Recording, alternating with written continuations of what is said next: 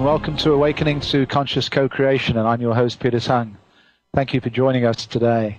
The intention in these episodes is to give you insights into how the planet is shifting in frequency and vibration to a new level of awareness, and how you can be part of this grand awakening.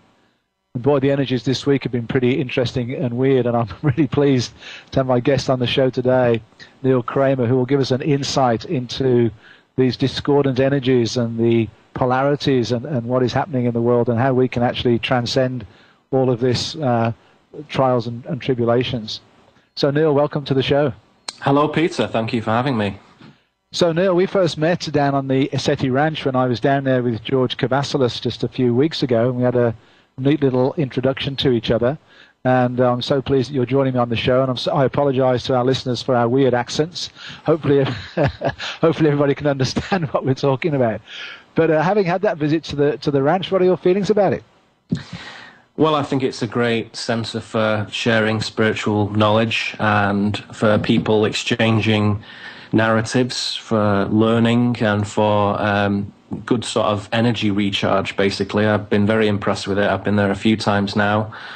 And I have a workshop actually coming up this weekend. Oh, that's great timing. Tell us about it. There. Yeah. Well, it's. I mean, the place is essentially a learning centre as far as I'm concerned, and the kind of conversation and the quality of people who go there is very, very high. I was very impressed with it. I only first went there myself a few months ago, and fundamentally, I think that, of course, the place is recognised and is renowned for its UFO activity, because that area of the Pacific Northwest is quite high in terms of UFOs and so on, and sightings and experiences and accounts and so on. And yet, specifically, the Mount Adams region seems to have an awful lot of activity, and that is just proven night after night, quite frankly. So just on the first night, we saw all kinds of very, very fascinating and curious things. So it's a great place, great people. James and the team up there just do a fantastic job, and it's just a really, really valuable resource. So yeah, I love it.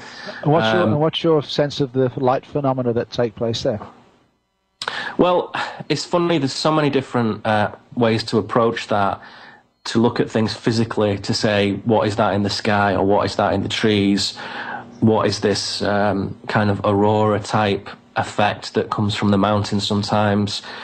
You and I sat together looking at lights on the mountain that were too far away to be anything other than something extraordinary, shall we say, because they were so luminous, so powerful. Absolutely. That it goes beyond pretty much anything that somebody could carry up there. And we were looking at sheer rock face, and there was lights coming out of the mountain and floating around. So yeah, it's a fascinating place, and I just think perhaps I can begin to answer that question a little later, because that definitely takes us into the grounds of multidimensionality. And excellent. what level of the sort of hologram you're looking at, really. And so, what are you doing in the workshop? Well, the workshop is called Walking the Sacred Path, and essentially it's a sort of weekend experiential workshop. So there's a lot of sharing of knowledge. There's some, obviously, seminars from myself. There's some group participation. The main idea of it is to share and understand and transmit what I call the inner work, which is really a process of kind of mental purification, of psychic charge, of spiritual philosophy, and of gnosis. So it's my particular fusion of those things and this kind of unfoldment that is taking place in people's lives, how we can sort of synthesize that and put it into some sort of workable, understandable, effective process, like a spiritual practice.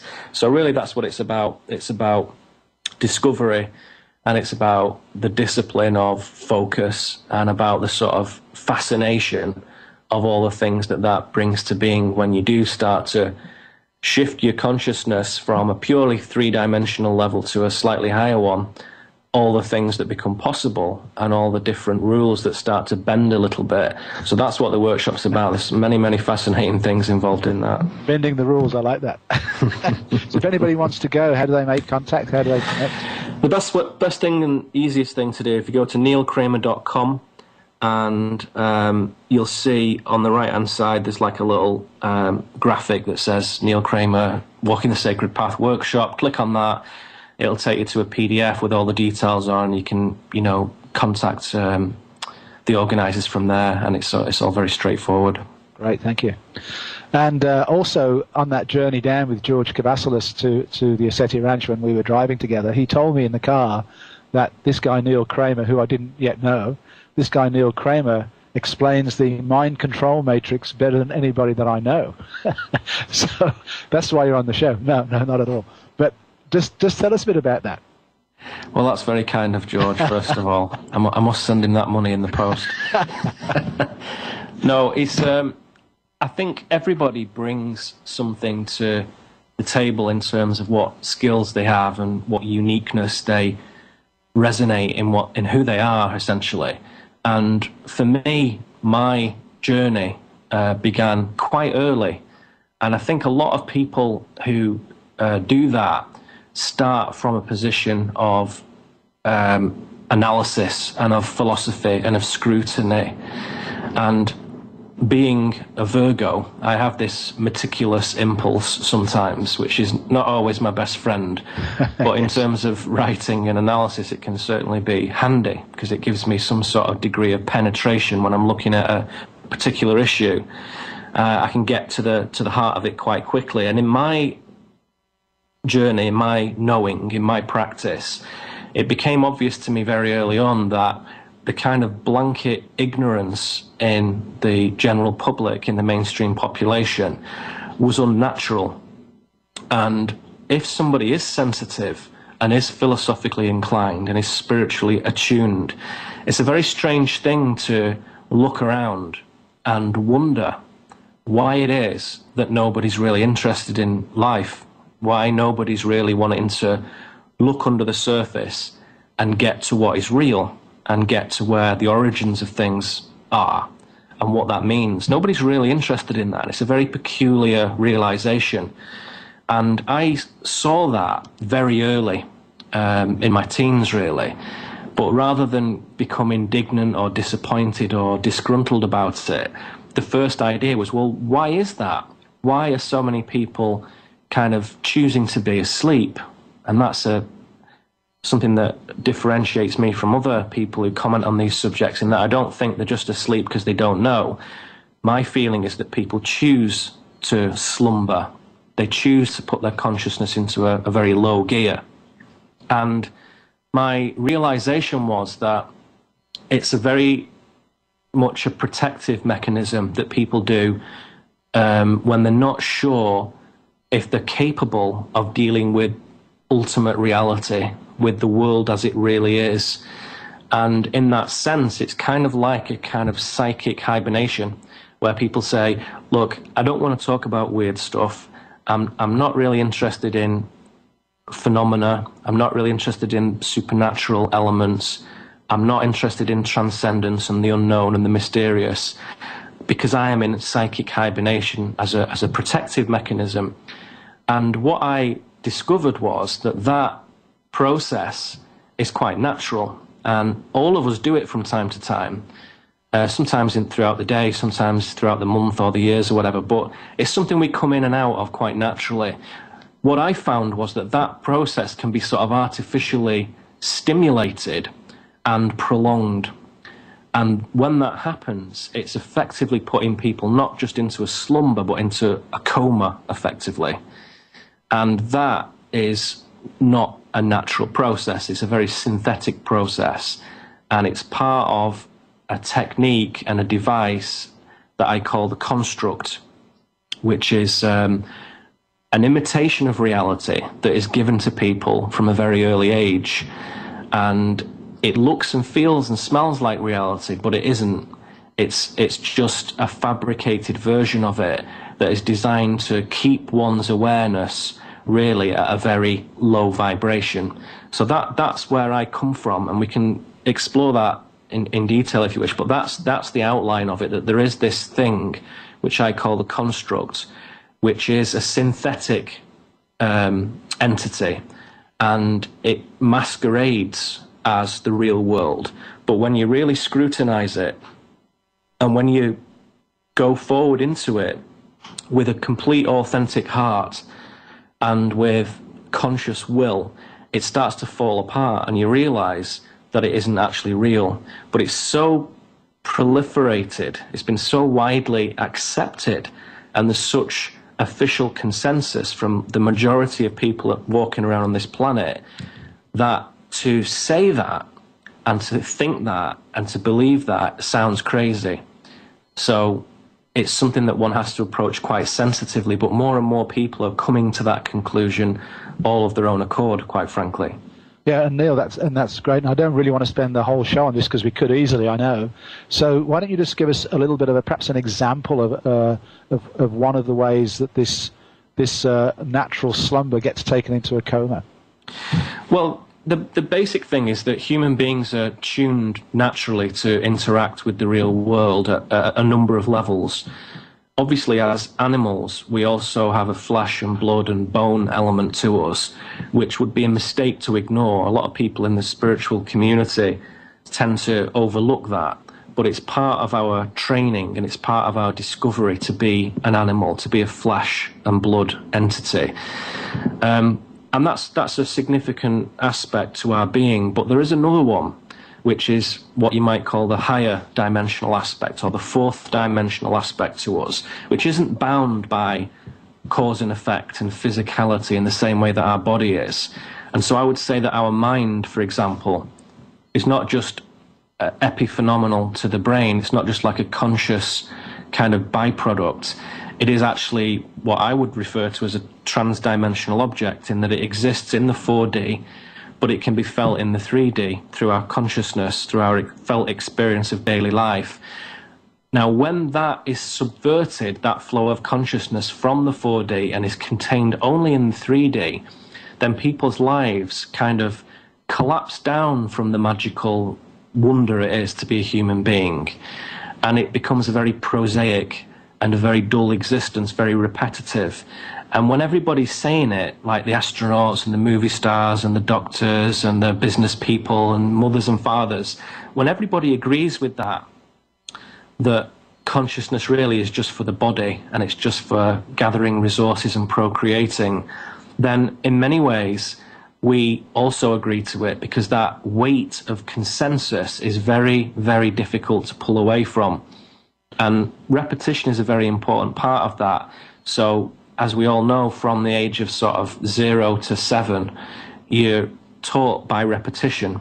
And so this construct, this containment of consciousness only on a 3D level, is conditioned into everybody, particularly in the West, in Europe and America and Canada and so on, is conditioned into everybody from a very early age. So part of my work is to show how that happens, to show that it's not a natural process, and to give some techniques and strategies to begin to detach and decondition from that, so you can actually contact reality in a very, very pure and sincere way, with no filters that are false, basically. So life becomes kind of more magical again, more vivid and more real.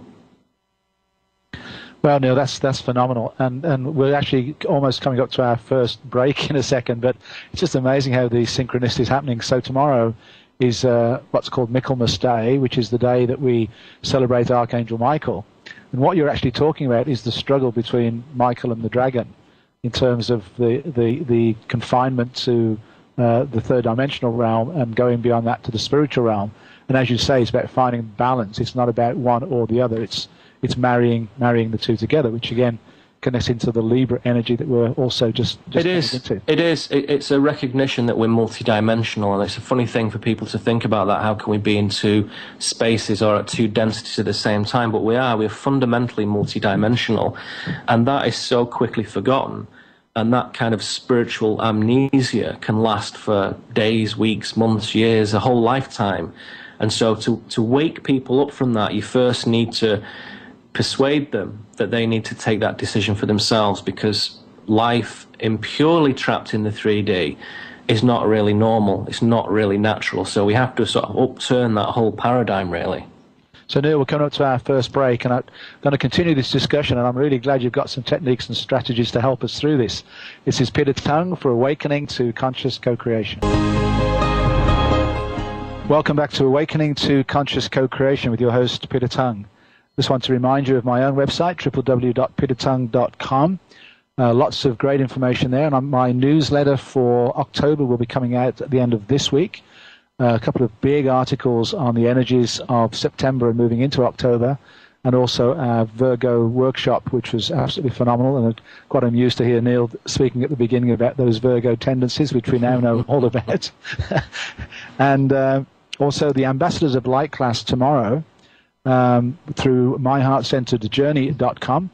And I'll be talking there actually about the energies of Archangel Michael and the dragon and what that really is all about, as well as involving the energies of Libra and how we actually find the balance point that actually Neil is talking about in his talk today.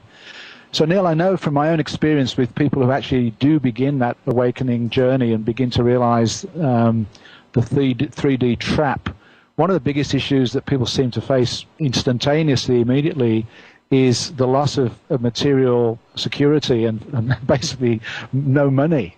I mean, when I gave up my job as a school principal, I went from total security, material security, to absolutely nothing.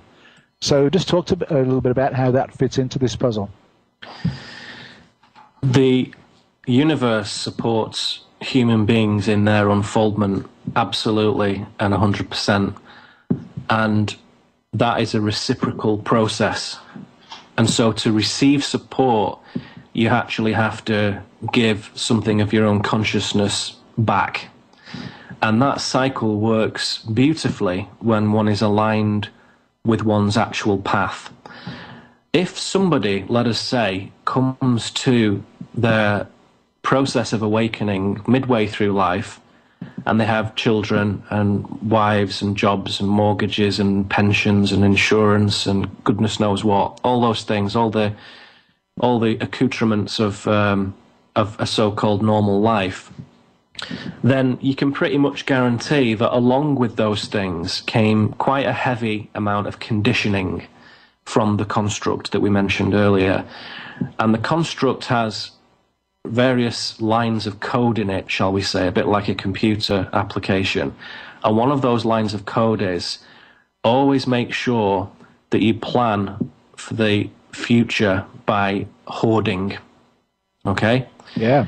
Now, the universe doesn't require anybody necessarily to hoard in the way that we might think. Of course, some animals might scurry around and collect a few more nuts and so on, and the bears might fatten up a bit for the winter, but that's a natural process. But the idea of ploughing money into your future, so when you hit 40 or 50 or 60 or 70, you can then stop and you've got enough money to live the life that the way you want to, is a totally false paradigm. And quite frankly, certainly in Britain and in America now, anybody who's kind of under the age of 30 is going to do very well to get any kind of pension whatsoever at all in their life. And so that physical structure, that economic structure, is beginning to fail in that it's not really supportable. And you can look at that in one of two ways. You can think, well, what a terrible thing that is, because, you know, my grandfather retired at 50 and has had a nice chunk of his life with, you know, a decent pension and has been able to travel and do things. And my nephew, say, is not going to be able to enjoy those same things. But on the other hand, it is the universe taking back that and saying, look, this planet is an abundant planet. And the way that abundance works is that it relies totally on an exchange of consciousness. And so if you think that consciousness is kind of like a signal that is transmitted and received and amplified and created throughout the natural world, throughout space, throughout the different star systems, throughout every human, every animal, every plant, every rock, then the more connected you are to that ecosystem, to that ecology of consciousness, the more synchronicity and the more support you are afforded. Now, a normal way of life completely ignores that. It completely and totally rejects that. It discards it as foolishness and as risk, unacceptable risk. So if you've spent 50 years of your life with that mentality, boy, does it take some undoing to start to work backwards from that. Not only to not worry about it, because we're not just talking about ignoring the realities and the responsibilities that we all have, but we're talking about creating that connection with the natural world around us. Because when we become conscious at a high level, which is the normal human path left to our own devices, then the universe can see us. It can actually see us and think, aha, there is a conscious, connected entity who is going about their growth and their unfoldment and their discovery, and who's on their journey. And now I can help them. But it cannot see people who are not conscious. So that lies at the heart of this mystery of how do we resource ourselves when we tread on the spiritual path. We have to do it through knowing that consciousness is the key to bring in those synchronous events, to get in the particular type of resources you need. That happens totally in a two-way fashion. It's not just luck. It's not about getting your special book published. It's not about getting that dream job on that special organic farm somewhere. It's about whatever it is for you, and that changes for everybody. But the key thing is your ability to give in terms of your conscious growth, because that's what the universe wants.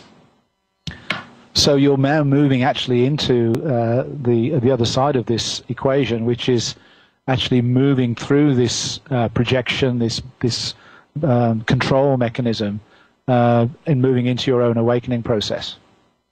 Yes, it is. The physical world begins to diminish in accordance and very tightly correlated to the disavowal of our work, of our inner work, of our discovery.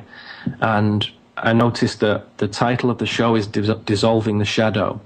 And the shadow can be likened to Carl Jung's model of the psyche, whereby what we disregard and what we reject becomes our own shadow. And so if there's a part of ourselves that we don't like, our jealousy or our anger or our submissiveness or our anger or whatever it might be, that over time, the further you reject it, the deeper and denser that shadow becomes. Now, I've kind of taken that idea on. I've picked that up, looked at it and thought, this is really interesting. And over time, I have developed that in my own way, whereby the shadow actually isn't just an aspect of mind and isn't just a collective metaphorical or theoretical projection of human consciousness. It's actually a physical thing. And when one disavows one's inner work and one's conscious unfoldment repeatedly, chronically, every time the universe kind of won't let you get away with that. It says, look, you're here for one reason. You're here for discovery. And that discovery infers unfoldment and infers growth and infers risk. And if you reject that discovery, then you begin to create external negative entities that aren't just mental projections. They become actual things, actual concrete things in the world. So a lot of those toxic cultural paradigms that we talk about, a lot of those broken systems in the world, and this ridiculous fake democracy that masquerades as administration by the people for the people, which of course we all know is ludicrous and is on a good day is laughable and on a bad day is horrible. But the reason those things exist is because billions of human beings have decided not to make contact with their own discovery, have decided not to live authentically. And so it's a teaching mechanism to say, okay, guys, well, if you want to do that, this is what happens to the physical world. It becomes unpleasant. It becomes darker. And those shadows, far from being just reflections of the mind, actually take on form, and they become people and events and things and emotions, real things. And so it's actually a gift wrapped up in a crisis, really, to say, okay, well, things are bad because so many people are deciding to stay asleep. So some people who that hasn't happened to, who have awakened, they have a responsibility not to wake other people up, because that can only ever be done by oneself, but to make the resources available and the growth available for oneself first and foremost, but also as a support network for the increasing number of people who want to understand what this process is about, who have a notion of what sacred wisdom is, of what philosophy is, of what spirituality is, of what mysticism is, but don't really know where to begin or what to trust or what to have faith in. So those of us who do have some sort of blessing in terms of our insight or our skills or our experiences, we do have an obligation to share that to some extent. And that is why I share what I'm doing, because for a long time I thought, well, why bother? I'll just continue on my own journey. But it became obvious to me that other people do want to hear this and want to share it. So it's very important that we do that. Absolutely. That's what we're both involved in doing, isn't it? Which is fantastic. So in terms of dissolving the shadow, how do individuals go about that? Well, the first thing is a realization. Everything begins with a realization. The way we approach dissolution of that shadow is we have to pull ourselves first and foremost away from the material world, however wonderful or rubbish that might be for one person in their life. Some people have exciting, glamorous lifestyles, or so we're told on television, and other people have very mundane and dreary, grim lives. And what spiritual philosophy does is it permits us to rise above the map, the sort of route map or route map of our own life, and take a broader view. And it's a gateway to experiences of insight and of meaning and of truth and of adventure. And for many people, it calibrates the mind for contact with something of a higher order than normal human consciousness. And when we do this, when we take the philosophical view and rise up from the map of our own life and say, well, hang on a second, I know I've got to do X, Y, and Z, but just for a moment, let me rise up and let me take a broader view and let me see a little bit further around the corner and over the valley and behind the mountain and next to what's happening there in that village. I can see further. I rise up. When you do that, you begin to realize what effects one's own negativity or one's own discernment has on yourself and on the events and circumstances of your life. And the chief realization is that once you realize that you're able to do that, you can then start to own those things and take them back, rather than completely trying to propel them from your borders all the time. And, you know, like cannons on the side of a ship in the old days. You don't. You make contact with them and you go into them. So there's an acknowledgement that darkness out there, the unpleasantness, isn't necessarily separate from us in any real way. It's actually part of us, and it emanates from us. So we can recall that back into us and say, okay, darkness, where did you come from? What occurred where I created that darkness and then tried to disown it? What occurred there? And that is a process of looking within, and it is a process of understanding that fundamentally, when you ignore an opportunity for growth, or when you have a negative emotion and you ignore it, that you are creating a darkness, you are creating a void. That void eventually becomes more and more hard and dense and will come and bite you in the backside sooner or later. So when those things start to occur, and when you do realize there are shadows in your life that are kind of like creating trouble for you, the thing to do is go right into the center of them, is to go right up to them and to begin to assimilate that back into yourself in a completely open and conscious and powerful but also compassionate way, and say, I'm going to own this darkness, and I am going to own it for as long as necessary until I can completely diminish it, until I can shine my consciousness into it, and it just naturally dissolves. Neil, we're actually coming up to our next break, so sure. I'll give you the chance to finish this off just after we've had this short break. It's Peter Tung for Awakening to Conscious Co-Creation. Welcome back to Awakening to Conscious Co-Creation with your host, Peter Tung. Just want to remind you of this wonderful opportunity that we've been given to go to Egypt in the second half of February with Finbar Ross, and I will be co-leading that tour, going to some of the most significant sites in Egypt, understanding historically what took place and doing some meditations and insights and connecting to those other realms to help us on our unfolding journey. If you wish to check that out, www.celticmysticaljourneys.com, and you can see all the trips that Finbar has organized, and specifically the one in February 2012 that I will be accompanying him on. And just before the break, Neil, you were talking about really facing up to that shadow side and getting inside it.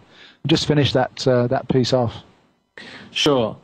Fundamentally, what the principle of this is that we create our own experiences at root.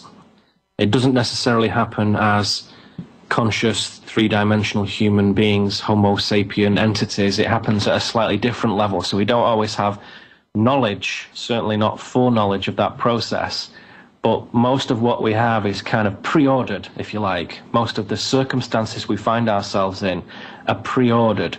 And so when you begin to develop that communication with your higher self, your fifth dimensional self, shall we say, then you begin to see that and you begin to switch your faith in that process to a knowing in that process. So personally, from my point of view, which is obviously all I can ever really talk from, I can say that I have a knowing that my higher self, which is a bit of a misnomer, but we'll say that because it's hard to talk about otherwise.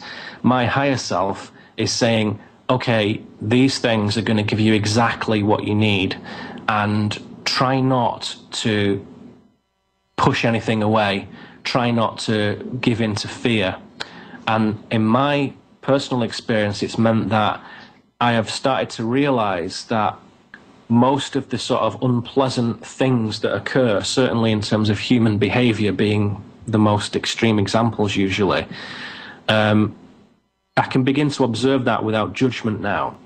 And I begin to understand that what society calls evil, when we see those things, what we're actually seeing are the effects of someone who is attempting to mitigate their own pain, the effects of their own pain.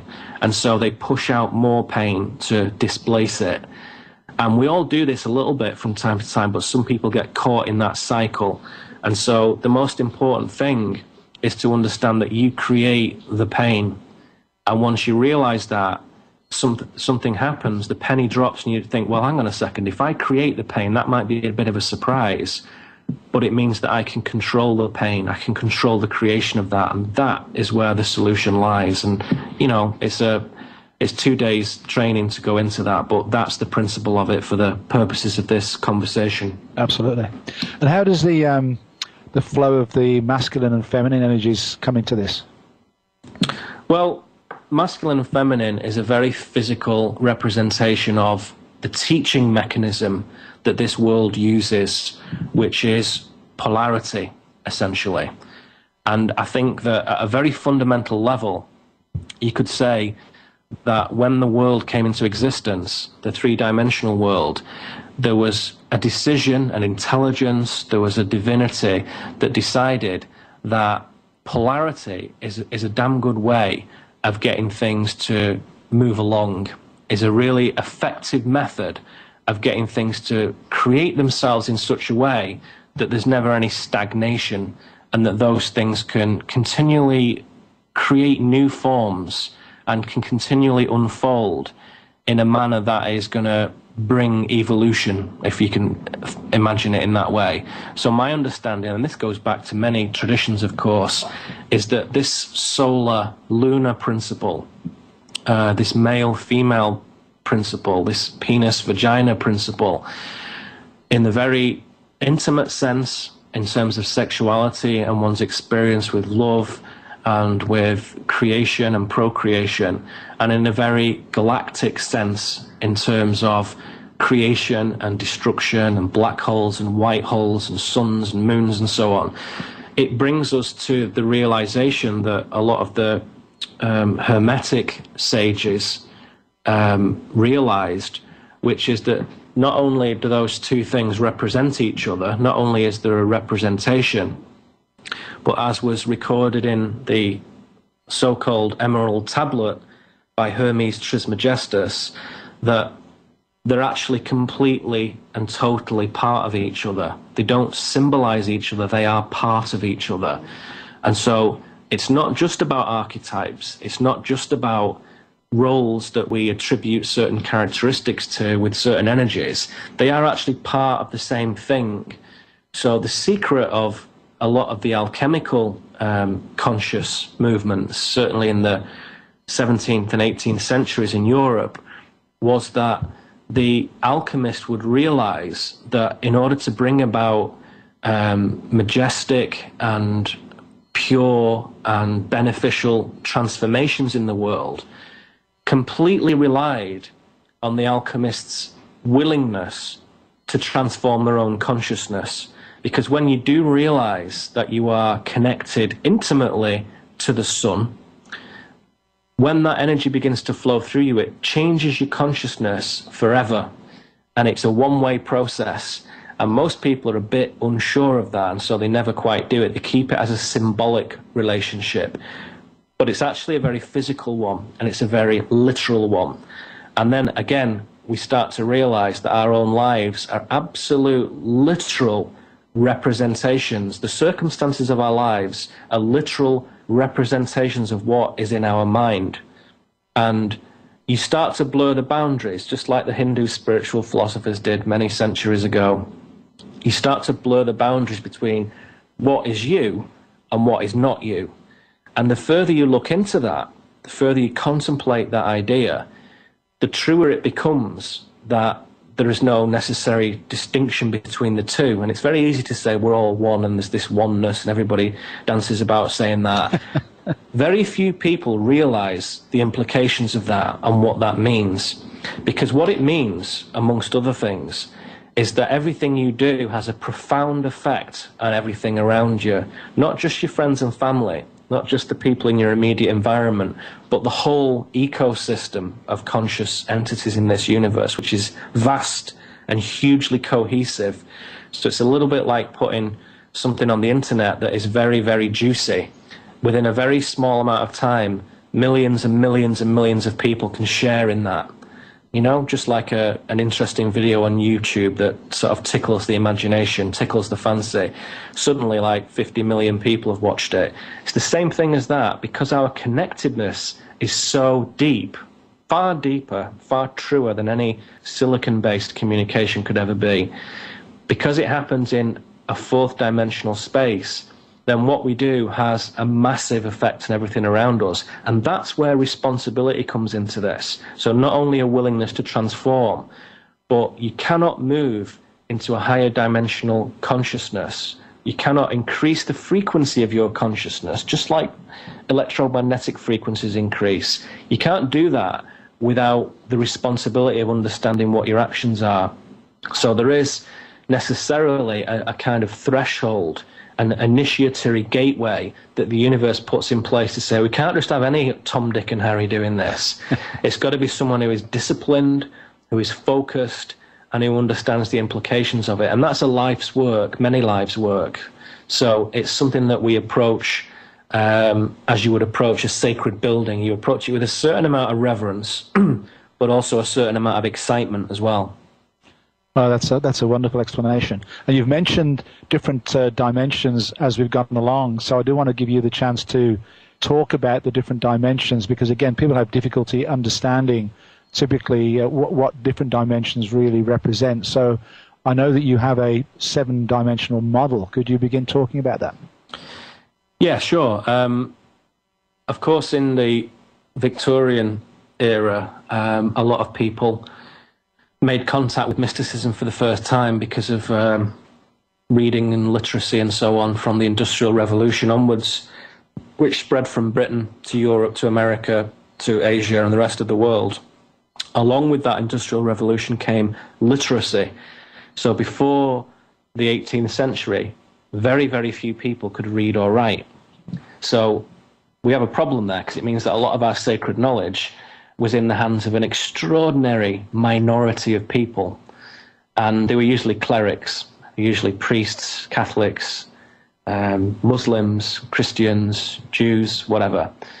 And when you start to trace the origins of that back, you realize this is a kind of sideways answer to your question, but I will answer that question thoroughly.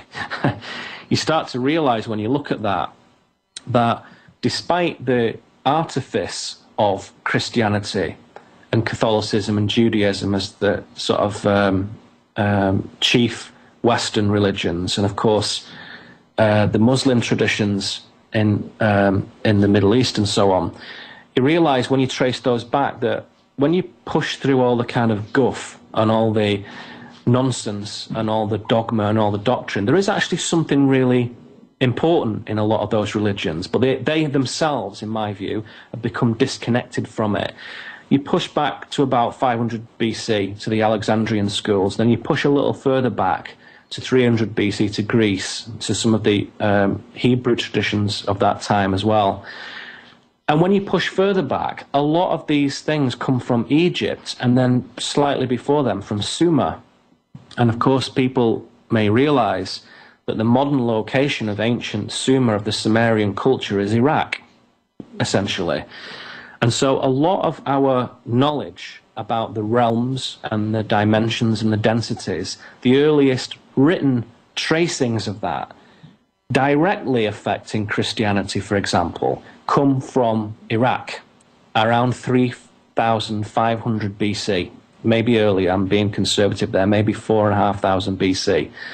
And they were talking about dimensions and realms, and their gods, Anu and Enki, and the Egyptian Thoth, and also Hermes, who is said to have instructed Abraham, for example, who was the forefather of all the Abrahamic religions, naturally, talked of these worlds, talked of these realms, of these spheres of existence, and they were mapped out to be 9 or 12 or 5 or 6 or 7.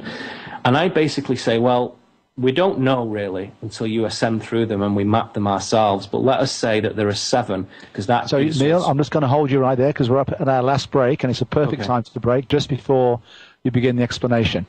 This is Peter Tongue for Awakening to Conscious Co-Creation. Welcome back to Awakening to Conscious Co-Creation with your host, Peter Tongue. Having an absolutely wonderful and powerful talk today with Neil Kramer, who's given us an explanation of life, essentially. And he's just about to go into the 7-dimensional realms. But before you do, Neil, just remind us of your website so people can connect with you after the show.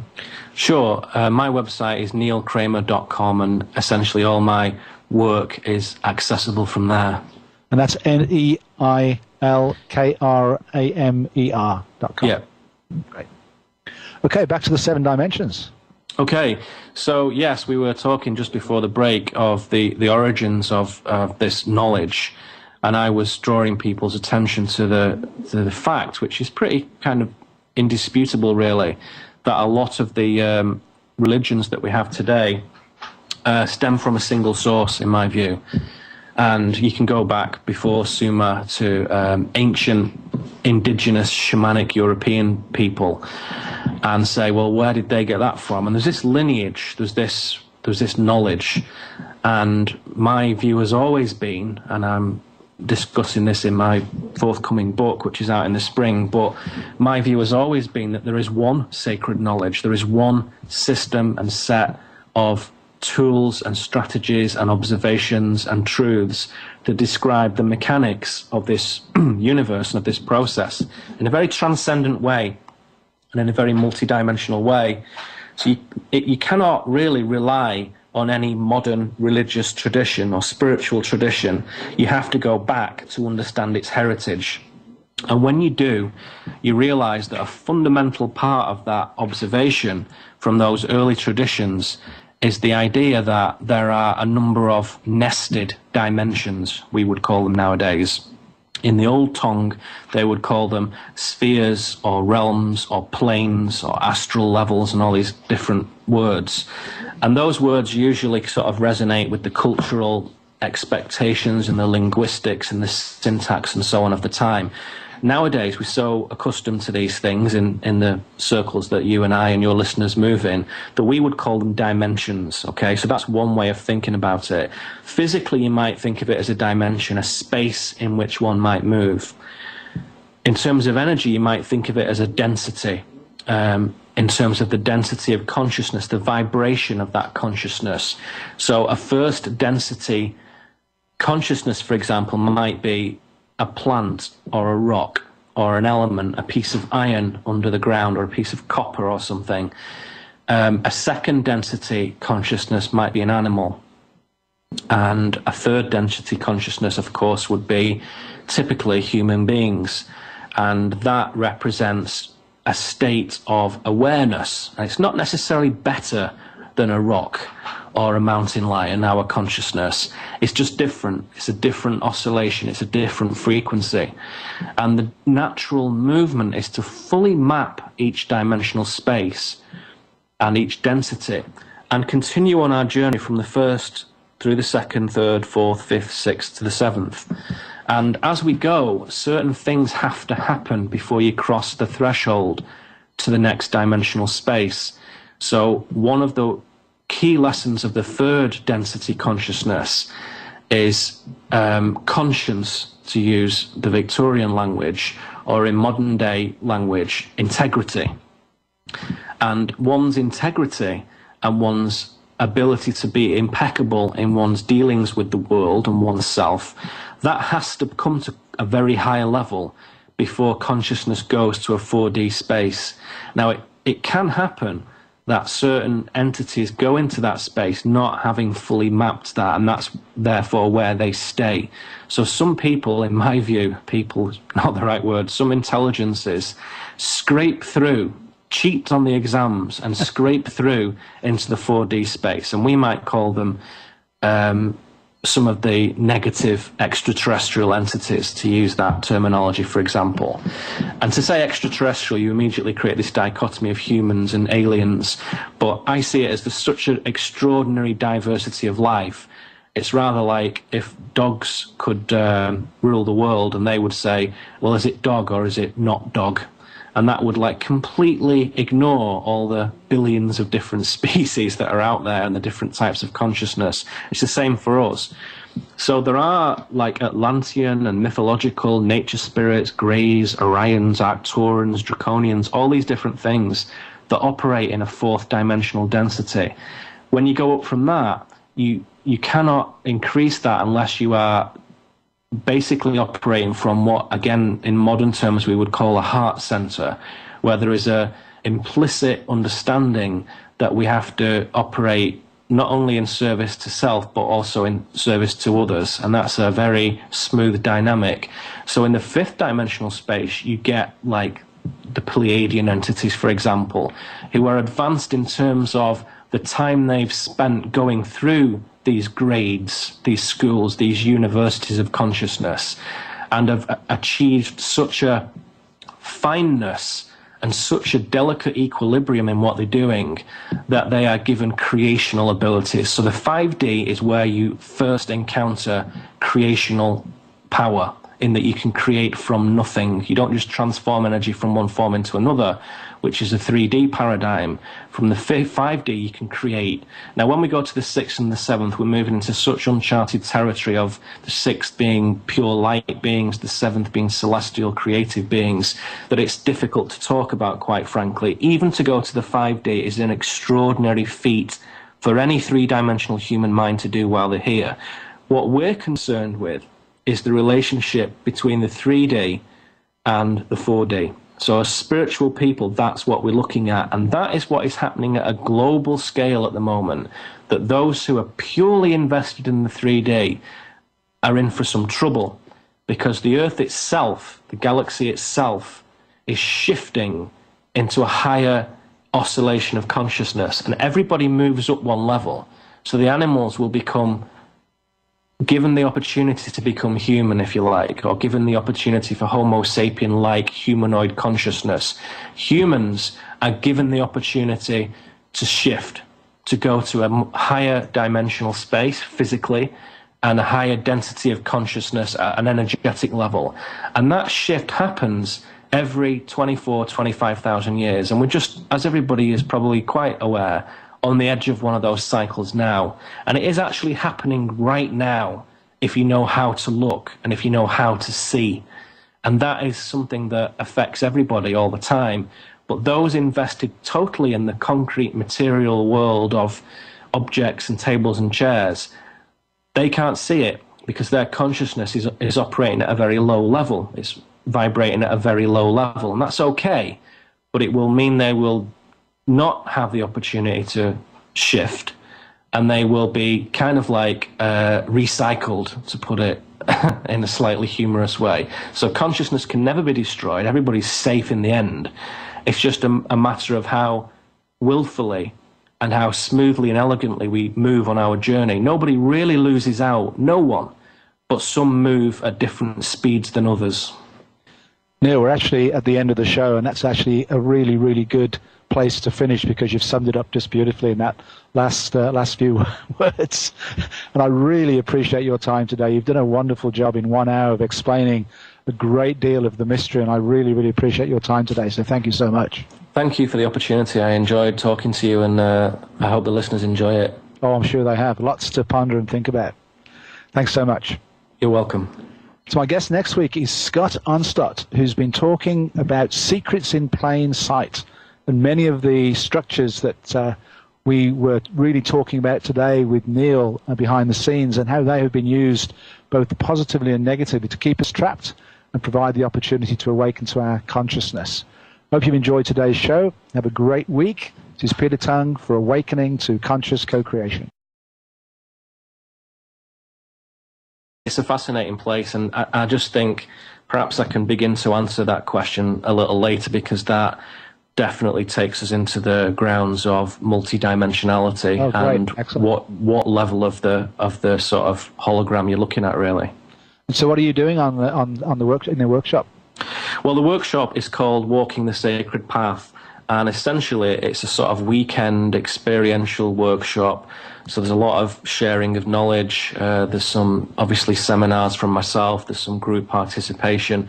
The main idea of it is to share and understand and transmit what I call the inner work, which is really a process of kind of mental purification, of psychic charge, of spiritual philosophy, and of gnosis. So it's my particular fusion of those things and this kind of unfoldment that is taking place in people's lives, how we can sort of synthesize that and put it into some sort of workable, understandable, effective process, like a spiritual practice.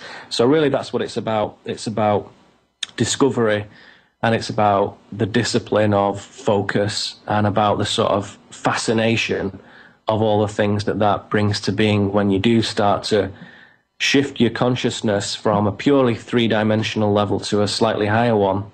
All the things that become possible and all the different rules that start to bend a little bit. So that's what the workshop's about. There's many, many fascinating things involved in that. Bending the rules, I like that. So if anybody wants to go, how do they make contact? How do they connect? The best thing and easiest thing to do, if you go to neilkramer.com, and you'll see on the right-hand side there's like a little graphic that says Neil Kramer Walking the Sacred Path Workshop. Click on that. It'll take you to a PDF with all the details on. You can, contact the organisers from there, and it's all very straightforward. Great, thank you. And also on that journey down with George Cavassalis to the Assetti Ranch when we were driving together, he told me in the car that this guy Neil Kramer, who I didn't yet know, this guy Neil Kramer explains the mind control matrix better than anybody that I know.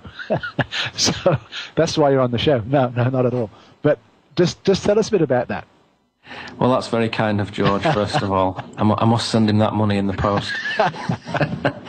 No, it's. I think everybody brings something to the table in terms of what skills they have and what uniqueness they resonate in who they are, essentially. And for me, my journey began quite early. And I think a lot of people who do that start from a position of analysis and of philosophy and of scrutiny. And being a Virgo, I have this meticulous impulse sometimes, which is not always my best friend. But in terms of writing and analysis, it can certainly be handy because it gives me some. Hello and welcome to Awakening to Conscious Co-Creation, and I'm your host, Peter Tang. Thank you for joining us today. The intention in these episodes is to give you insights into how the planet is shifting in frequency and vibration to a new level of awareness, and how you can be part of this grand awakening. And boy, the energies this week have been pretty interesting and weird, and I'm really pleased to have my guest on the show today, Neil Kramer, who will give us an insight into these discordant energies and the polarities and what is happening in the world, and how we can actually transcend all of this trials and tribulations. So Neil, welcome to the show. Hello, Peter. Thank you for having me. So Neil, we first met down on the Esseti Ranch when I was down there with George Cavassalis just a few weeks ago, and we had a neat little introduction to each other. And I'm so pleased that you're joining me on the show, and I apologize to our listeners for our weird accents. Hopefully everybody can understand what we're talking about. But having had that visit to the ranch, what are your feelings about it? Well, I think it's a great centre for sharing spiritual knowledge and for people exchanging narratives, for learning, and for good sort of energy recharge, basically. I've been very impressed with it. I've been there a few times now. And I have a workshop actually coming up this weekend. Oh, that's great timing. Tell us about it. There. Yeah. Well, I mean, the place is essentially a learning centre as far as I'm concerned. And the kind of conversation and the sort of degree of penetration when I'm looking at a particular issue, I can get to the heart of it quite quickly. And in my journey, in my knowing, in my practice, it became obvious to me very early on that the kind of blanket ignorance in the general public, in the mainstream population, was unnatural. And if somebody is sensitive and is philosophically inclined and is spiritually attuned, it's a very strange thing to look around and wonder why it is that nobody's really interested in life, why nobody's really wanting to look under the surface and get to what is real and get to where the origins of things are and what that means. Nobody's really interested in that. It's a very peculiar realization. And I saw that very early, in my teens really. But rather than become indignant or disappointed or disgruntled about it, the first idea was, well, why is that? Why are so many people kind of choosing to be asleep? And that's something that differentiates me from other people who comment on these subjects, in that I don't think they're just asleep because they don't know. My feeling is that people choose to slumber. They choose to put their consciousness into a very low gear. And my realization was that it's a very much a protective mechanism that people do when they're not sure if they're capable of dealing with the quality of people who go there is very, very high. I was very impressed with it. I only first went there myself a few months ago. And fundamentally, I think that, of course, the place is recognized and is renowned for its UFO activity, because that area of the Pacific Northwest is quite high in terms of UFOs and so on, and sightings and experiences and accounts and so on. And yet, specifically, the Mount Adams region seems to have an awful lot of activity, and that is just proven night after night, quite frankly. So just on the first night, we saw all kinds of very, very fascinating and curious things. So it's a great place, great people. James and the team up there just do a fantastic job, and it's just a really, really valuable resource. So yeah, I love it. And what's your sense of the light phenomena that take place there? Well, it's funny, there's so many different ways to approach that, to look at things physically, to say, what is that in the sky, or what is that in the trees? What is this kind of aurora type effect that comes from the mountain sometimes? You and I sat together looking at lights on the mountain that were too far away to be anything other than something extraordinary, shall we say, because they were so luminous, so powerful. Absolutely. That it goes beyond pretty much anything that somebody could carry up there. And we were looking at sheer rock face, and there was lights coming out of the mountain and floating around. So yes,